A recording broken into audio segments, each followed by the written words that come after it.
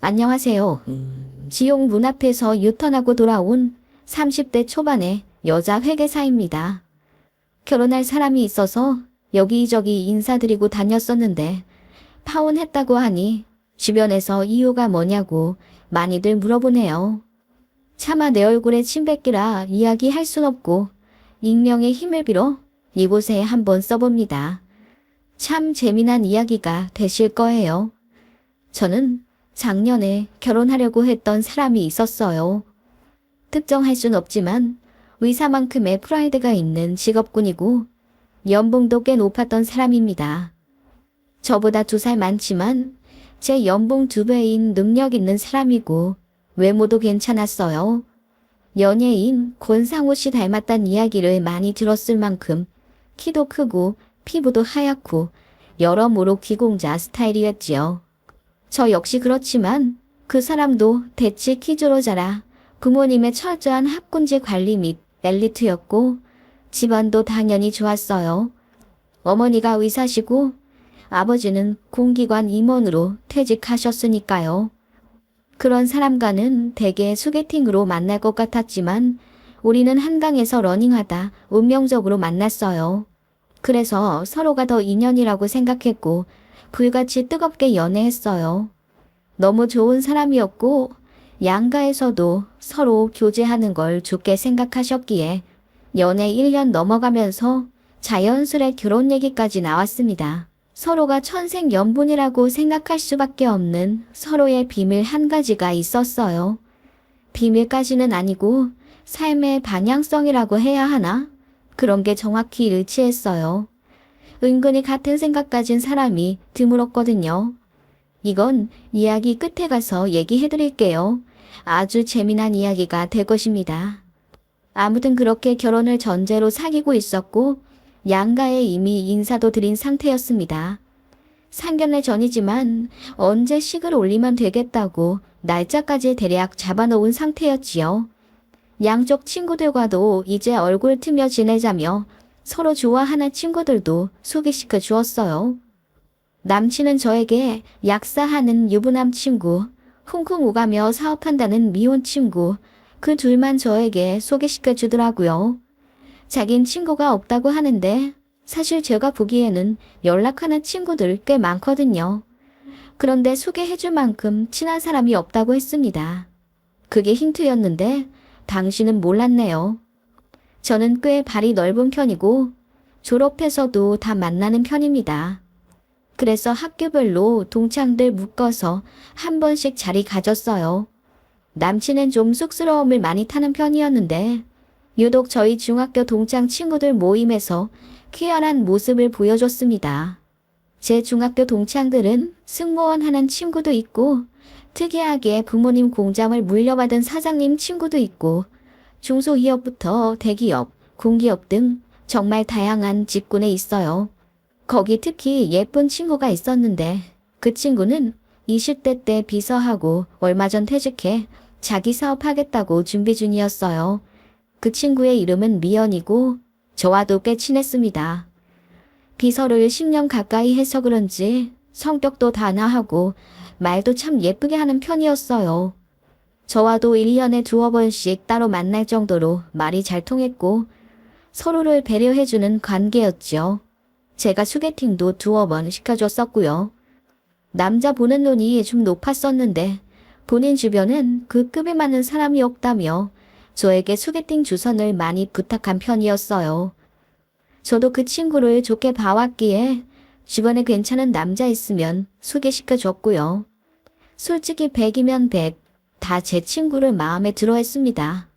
제 친구도 몇 번 만나긴 했었는데 오래가진 않더라고요. 친구 말로는 난 결혼할 사람 찾고 있어. 연애를 해도 진지하게 하는 편이고 그런데 내가 너무 눈이 높은 건지 다 마음에 차질 않네. 소개시켜줘서 너무 고마워. 라더군요. 그래도 늘 매너 있게 거절하는 편이라 제가 주선자로서 부담이 없었어요. 그 친구라면 뭔가 믿음이 가는 그런 게 있었거든요. 아무튼 그렇게 다 같이 호프집에서 기분 좋게 한잔하고 헤어졌는데 집에 오는 차 안에서 남친이 그러더라고요. 미연 씨 말이야. 내 친구 소개시켜줄까? 그렇게 괜찮은 사람이 왜 아직 남자친구가 없대? 내가 몇 번 소개시켜줬어. 그런데 딱히 마음에 드는 사람이 없다나 봐. 콩콩 산다는 내 친구 어때?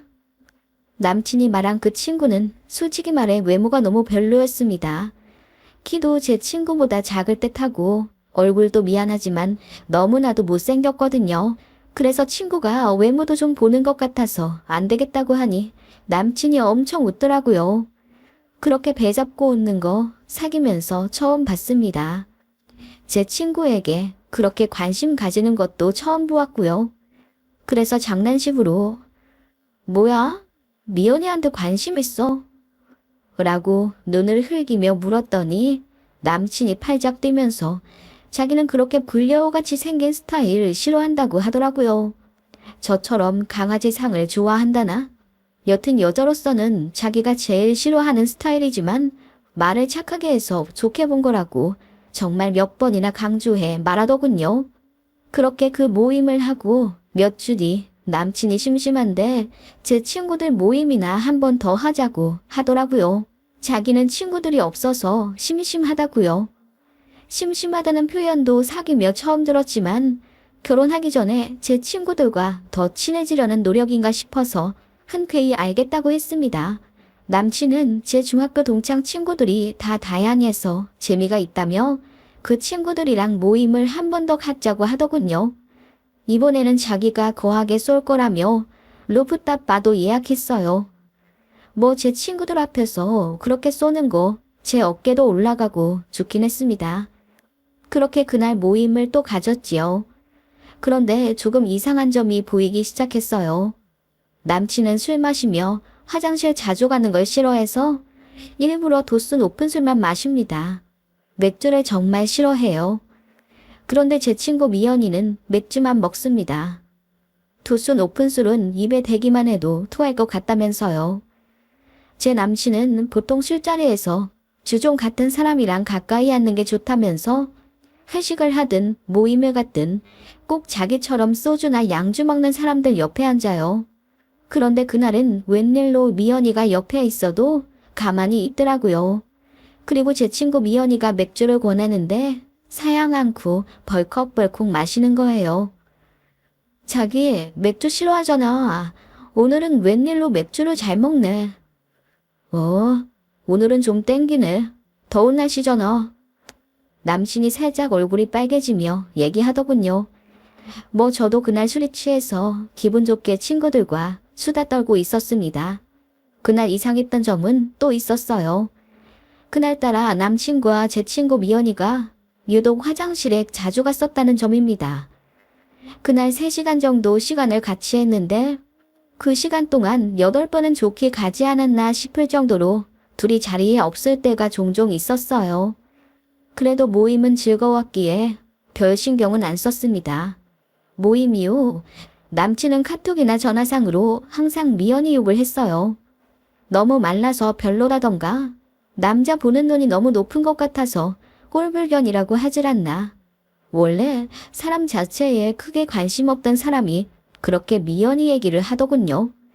그런데 전부 험담이었습니다. 지금 생각하면 그게 관심이었음을 당시엔 몰랐던 것 같아요. 아무튼 그러면서도 저와 남친은 진지하게 결혼 이야기 계속했습니다. 그리고 남친이 집을 장만하려면 일을 열심히 해야겠다며 야근이며 주말 특근까지 도맡아 하려고 하더군요. 솔직히 양가에서 도와주시는 돈으로 신혼집을 장만하기로 얘기가 되었었는데 책임감 가지는 모습을 보니 가장 노릇 제대로 하려나 싶어 생각하고 좋게 봤어요. 그렇게 며칠 바쁘게 지냈고 저는 전라남도 출장이 잡혀서 일주일 정도 서울을 비우게 됐습니다. 그때 일이 터지게 되었지요. 출장 마지막 날, 제 다른 친구가 저에게 전화를 해서는 잠깐 통화 가능하냐고 진지하게 묻더군요. 왜? 무슨 일 있어? 그게 너 뭐 놀라지 말고 들어. 네 결혼할 사람 말이야. 아무래도 미연이랑 뭐 있는 것 같아. 뭐, 그게 무슨 소리야? 네 남친 어제 회사 끝나고 뭐 했어? 회식 있다고 하던데? 여의도 회사 했다고 그러지? 그걸 네가 어떻게 알아? 그러자 친구가 한숨을 쉬며 모든 얘기를 해주더군요. 자기 아는 사람이 여의도에서 카페를 하는데 제 친구 미연이가 와서 카푸치노 2잔을 사가더랍니다. 제 친구가 미연이랑 찍은 사진을 그 카페 사장도 SNS에서 본 적이 있어서 얼굴을 알고 있었대요. 그런데 미연이가 그 카푸치노를 2잔 사서 길가에 서 있는데 누군가 차에서 내려 미연이에게 인사하더랍니다. 그리고는 자연스럽게 미연이 가방과 커피를 받고는 조수석 문까지 열어주며 에스코트하고 둘이 차 타고 떠났다는 거예요. 그런데 그 남자 얼굴이 너무 눈에 익어서 생각을 계속 해봤는데 얼마 전에 친구의 SNS에 올라온 저희 모임 사진에서 본 것 같더랍니다. 그래서 찾아보니 제 남친이었던 거지요. 너무 충격적이었어요. 헷갈린 건 아니겠냐고 했더니 그 사람이 카페 장사 몇 년이라 사람 얼굴 잘 기억한다고 하더군요. 차 정도 이야기 해줬어요. 제 남친 차가 맞더라고요. 특이한 색이거든요. 너무 충격받아서 온몸이 사시나무 떨리듯 떨렸습니다. 사람이 너무 놀라면 오한이 온다는 걸 그때 처음 알았습니다. 일단 모르는 척 했어요. 그리고 아무렇지 않게 서울 올라가 다시 남친 만났습니다. 미연이랑도 연락했지요. 둘 다 저에게 시침이 떼더군요. 결정적 순간에 포착해 개망신 주려고 했는데 참 어이없게도 친구가 먼저 저에게 고백하더군요. 나 사실 네 남친이랑 만나. 그렇게 됐어. 정말 미안해. 내가 전부터 결혼하고 싶었던 그 이상형이야. 네 약혼자로 만난 게 너무 안타까울 만큼 나 그 사람 많이 사랑해. 이제 서로 알게 된 지 1달 조금 넘었지만 더 이상 누구 속이지 않고 당당하게 만나보려고. 뭐라고? 너 제정신이야? 그 사람 나랑 결혼할 약혼자라고. 그래서? 그게 뭐 어때서? 결혼한 거 아니잖아. 미연이는 전에 없이 싸늘한 얼굴과 말투로 저에게 쏘아붙이듯 얘기하더군요. 그러면서 말하길. 그동안 내가 너랑 왜 친하게 지냈는지 알아. 네 주변에 있는 남자들이 그나마 제일 괜찮아서 소개받으려고 친하게 지낸 거야. 너 학창 시절에 나랑 급이나 맞았니? 그나마 공부 하나 잘했지만 완전 찌질이었잖아. 그런 내가 너랑 친하게 지낼 이유가 없지. 라며 정말 악마같이 얘기를 하더군요. 그리고 제 남친이 그동안 야근하고 출장 갔던 거 다 자기 만나느라 거짓말 한 거라고 하더라고요. 그건 저에게 친절하게 대해줬던 그 친구 미연이가 맞나 싶을 정도였습니다. 너 어떻게 나한테 그럴 수 있어? 우리 그래도 20년이나 너무 친구잖아. 그러니까 너 혼자 친구였다고. 내 남친이 너한테 미안해서 헤어지잔 말을 못하겠단다. 그래서 나라도 해주고 빨리 관계 정리하려고. 당장 내 앞에서 내 남친 번호 지워. 미연이는 팔짱을 끼며 저를 내려다보더군요. 저는 손이 덜덜 떨리고 눈물이 나와 제정신이 아니었습니다.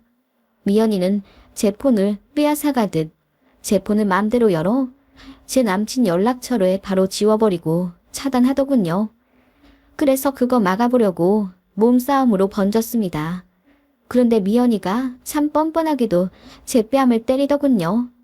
저더러 정신 차리랍니다. 저 같은 사람은 제 남친한테 어울리지 않는다며 그런 부자의 집안 좋은 남자는 자기가 꼭 가지고 싶었다며 이제 자기 귀찮게 하지 말라고 하고 떠나더군요. 그 자리에서 얼마나 울었는지 모릅니다. 한참 뒤 정신을 차려 전 남친에게 전화를 걸었더니 제 번호가 차단되어 있는지 닿질 않았어요. 그 이후로 남친 집에도 찾아가 보고 회사에도 찾아갔지만 다 헛수고였습니다. 잡으려고 가는 게 아니었어요. 그래도 결혼 이야기까지 주고받을 만큼 진지하게 교제한 사이인데 이런 식으로 끝내는 건 저에 대한 예의가 아니라고 생각했습니다. 그래서 꼭 사과받고 싶었어요. 사과만 받으면 좋게 잊으려 했습니다. 그런데 그놈 절대 얼굴 한번 안 보여주더군요. 제 부모님도 가슴 아파하며 그냥 똥 밟았다 생각하고 결혼하기 전에 알아서 다행이라고 절 위로해 주셨습니다. 엄마는 뒤로 몰래 우셨고요. 그렇게 되니 저는 가슴 속에 분노가 활화산처럼 타올랐습니다. 제가 친구들에게 이야기하니 모두가 그년 그럴 줄 알았다면서 그동안 뒤로 호박씨 같던 이야기를 해주더군요.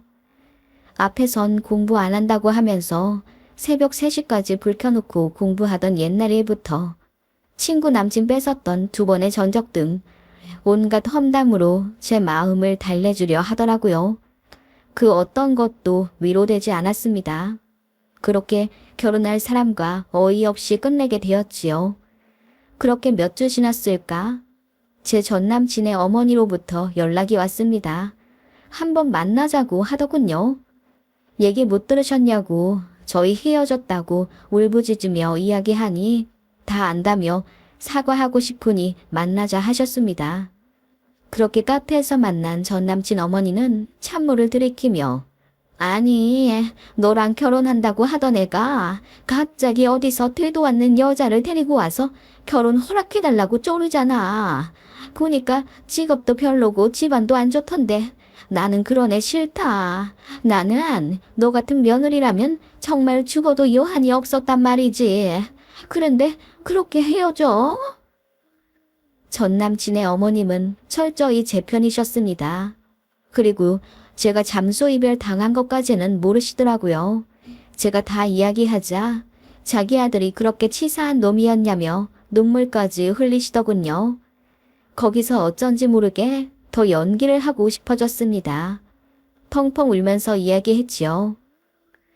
어머님, 그 사람 자기 부모 믿고 돈 펑펑 썼어요.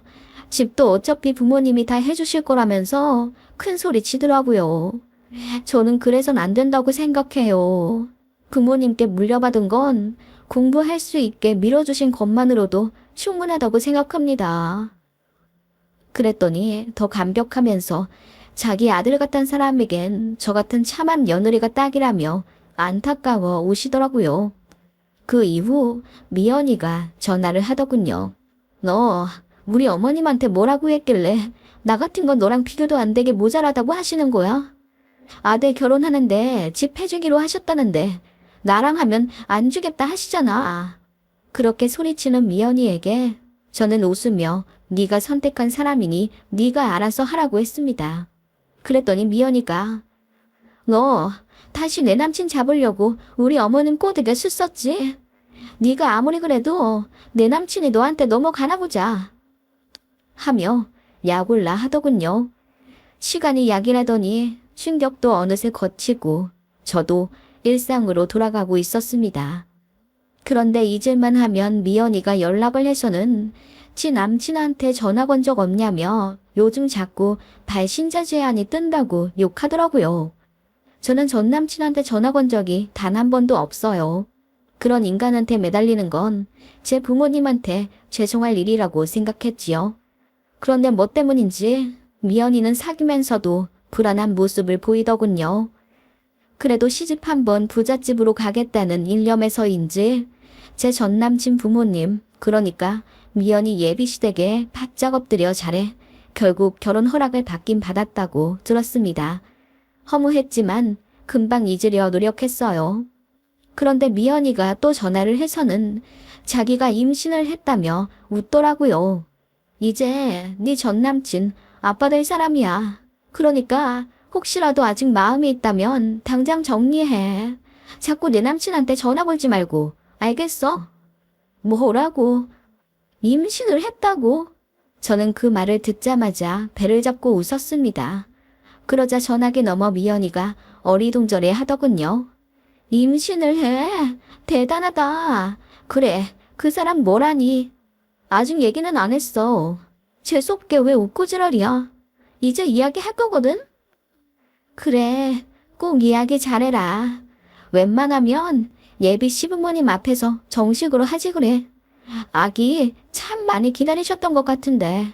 팁 고맙다. 아무튼 이제 내 남친한테 부질부질하게 전화 그만하고.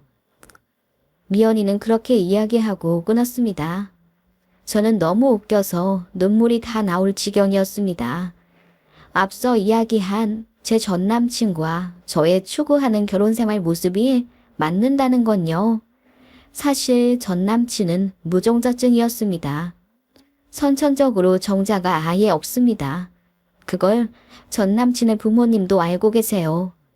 그래서 그런 것까지 포용해 전남친과 결혼하려는 저를 더 좋게 봐주셨던 거죠.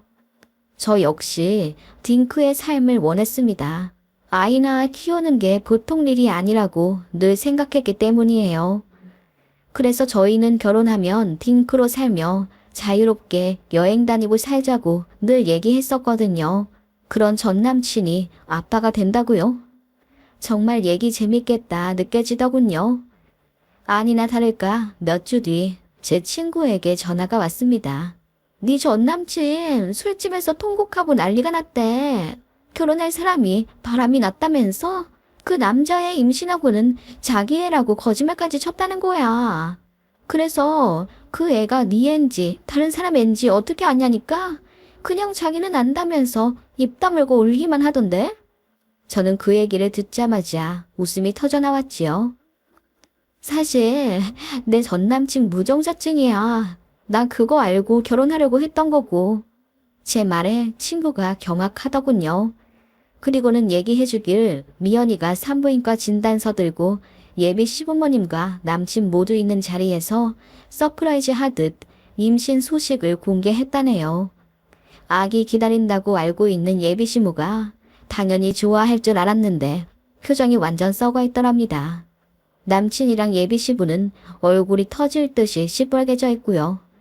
그리고 주변에 사람이 있든 없든 상관없이 소리를 지르며 당장 꺼지라고 했다더군요. 심지어 미연이는 제 전남친에게 뺨까지 맞았답니다.